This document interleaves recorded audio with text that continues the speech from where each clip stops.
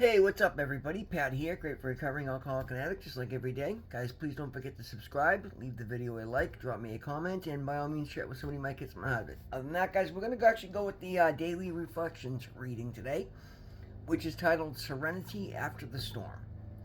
Serenity After the Storm. Somebody who knew what he was talking about once remarked that pain was the touchstone of all spiritual progress. How heartily we recovering addicts can agree with him. When on the roller coaster of emotional turmoil, I remember that growth is often painful. My evolution in the recovery program has taught me that I must experience the inner change, however painful, that eventually guides me from selfishness to selflessness. If I am to have serenity, I must step my way past emotional turmoil and its subsequent hangover and be grateful for continuing spiritual progress. Guys, absolutely true. And that's the thing. The going through addiction, alcoholism, anything traumatic like that is I've often said it's always a painful thing, and it's the pain is there for a reason. I did a video the other day talking about how pain is a necessary thing for us, and again, we're talking about emotional and spiritual pain today, right? And well, even the physical pain, actually, honestly, but it was the emotional turmoil that finally got me clean. All the drugs in the world could no longer numb feeling, because I'd said a prayer and I'd asked my higher power, whom I choose to call God, into my life, and it was absolutely amazing how quickly things started to change for me at that point, guys. Something I gave no credence to in the past. But what it was, guys, for once in my life, I was just being heartfelt and honest with my higher power, with God. I was so beaten down, and I had such despair in my life that I was finally willing to understand that there had to be another way. Like, there's no way my life was meant to just be endless suffering, and it wasn't. My life could have been beautiful all along, but I took my free will, my self will, and I ran amok with it, and I made crazy mistakes early on, having been in positions that weren't necessarily my fault, but I made bad decisions and I never took accountability for them. And so the problem with that is, see, the point of taking accountability, guys, is we take responsibility for our own actions, and then we start to change our actions. When we're sitting there playing the victim card, just living in turmoil and blaming everybody else for it, all we're doing is inviting more of it in, because we continue to act from a victim standpoint, reacting to things going on around us in the same way that we always have. And all that does is invite more of the same situation into our lives. And then we just sit there and, the hamster wheel spins and things don't get better and nothing changes. And we blame more and we feel more victimized, and then we make more bad decisions and we invite more, shitty circumstances into our life. That is certainly what my experience was, and I would have told you everything other than that during the case, because I wasn't aware of it, because I wasn't paying attention. And it's funny, no matter how many times I look at things from any different point, it comes back to the same things, guys. I wasn't paying attention to what I was doing, and what I wasn't doing, which is just as important as what I was doing, is what I wasn't doing. That is what's made the change. But I finally took accountability for it and said, clearly what I'm doing isn't right. It's not only not right, but it's not working.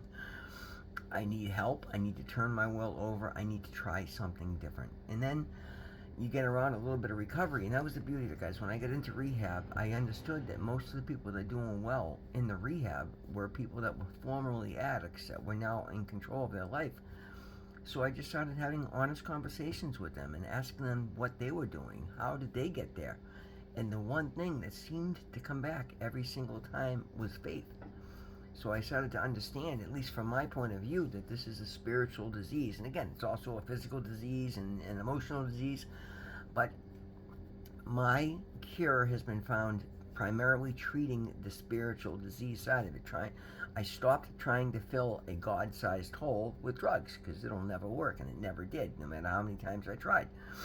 And the thing of it is, guys, when we're medicating problems, spiritual problems with drugs, you're not gonna find the solution. All you're doing is prolonging the inevitable, and then what happens is we get further and further out of alignment. And we started just making more bad choices. Like for me, I got opposite of the law, and I stayed there for decades. Now that I've had 9 months of sobriety time with introspection, with actually doing the work, I understand why my life was so wrong. Like, I'm a law and order type person. I was the only person in prison that got along better with the guards than I did the inmates. Not that, any one group of people or other are bad, but I was more in alignment with the law and order. Like, didn't, I didn't have a problem accepting my punishment because I understood that I did the crimes, and I got caught. And the problem is, I kept thinking I could go out and keep doing them, and or drop the ones that I got in jail for and do something different. But because I never just accepted and took accountability that my actions were wrong, and that if I continued to do anything that wasn't right, then I'm going to pay those consequences. So it just ended up being a never-ending series of the same turmoils, the same pitfalls, the same traps, because I wasn't taking the spiritual lessons from him. And that's basically what I do today, guys.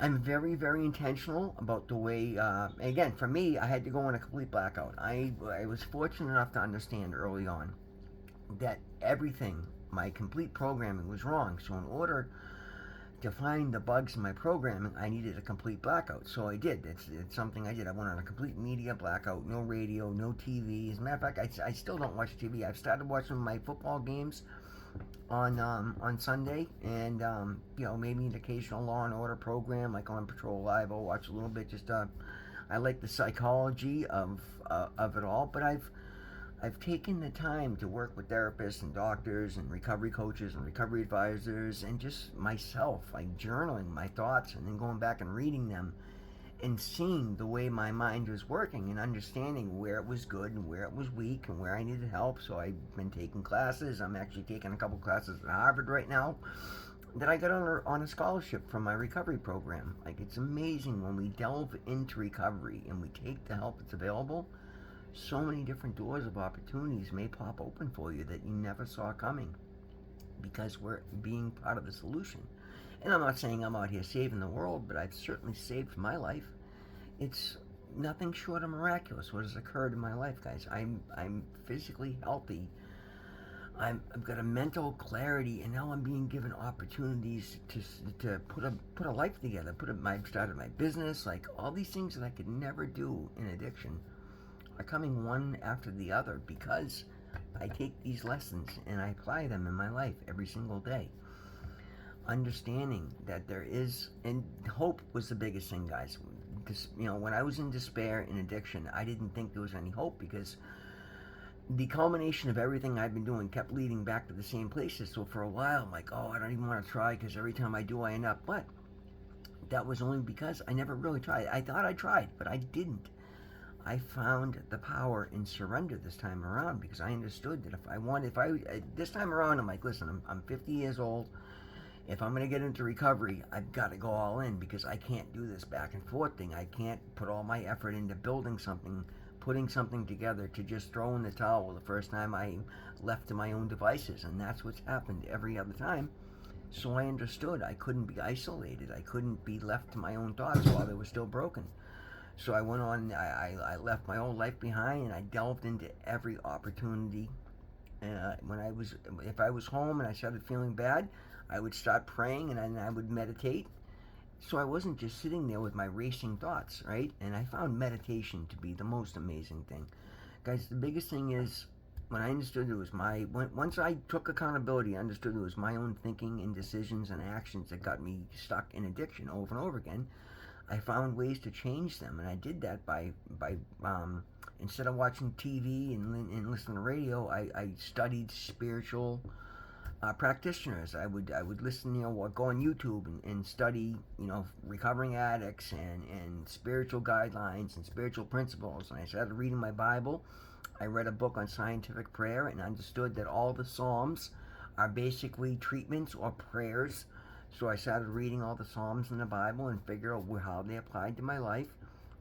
And I just basically did nothing but flooded my brain with positivity 24/7 at the behest of it. Yeah, okay, so I'm not up on current events. I didn't know what was going on in the news, because you know what? I can't change any of that. And as long as I'm out there with a broken brain, I'm never going to be able to change any of that.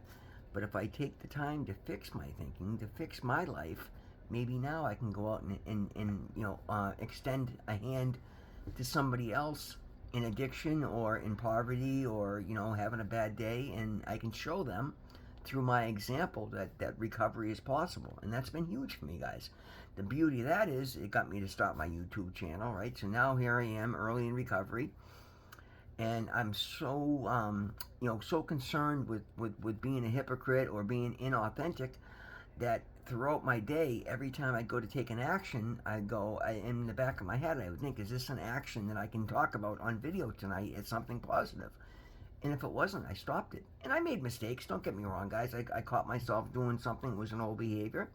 But the more I delved into it, the more I started to see, and the more easily I could see a bad behavior coming before I took the action, and I would stop and I would pivot. That's all it takes, guys. These are the things that work amazingly well, right? Little by little, as I did this, I started getting a little stability. I started getting a little healthier. I started to see positive the rewards of my positive actions. I started, getting. I'm somebody that I talked about before. I couldn't get a stimulus check back in COVID when they were handing out money to anybody and everybody because I was so sideways with so many different legal this and that. And all of a sudden, in early recovery, because I'm signed up with my doctors and my dentist, dermatologist, part of Mass Health, part of Mass Rehab, part of the OBAC clinic, part of Riverside Recovery, suddenly now I'm looking positive on the government side, and they had a program that was aimed to help people that were struggling not lose their homes or get off the street into new homes. And at the time, I was about $12,000 in arrears of my rent. So I signed up for that. And again, the difference was first time I got denied right off the bat, just like I always do. In the past, I would throw my hands in the air and say, oh, nope, couldn't get it, and I wouldn't follow up. Well, they called me and they said, you didn't fill it out properly. We're going to give you another shot. So I did. And guys, it took me a lot. It took me a whole month of every other day getting something else and having to go do this and do that. But I followed through. And all of a sudden, boom, lo and behold, I got a check for like $8,000 to help cover my back rent. Went right to my landlord. I didn't abuse it. I covered my rent with it. Boom, I got current with my rent. And I'm like, wow, follow up, follow through. Look at the power in this. All these things that I could never do, I now see, is because I didn't follow the steps. I didn't understand that whatever obstacles I put in front of myself, now I have to overcome. I just wanted to blame everybody else. And sure, I could blame everybody else, and at the end of the day, nothing changed. I got nothing out of it, other than, trying to look like a victim.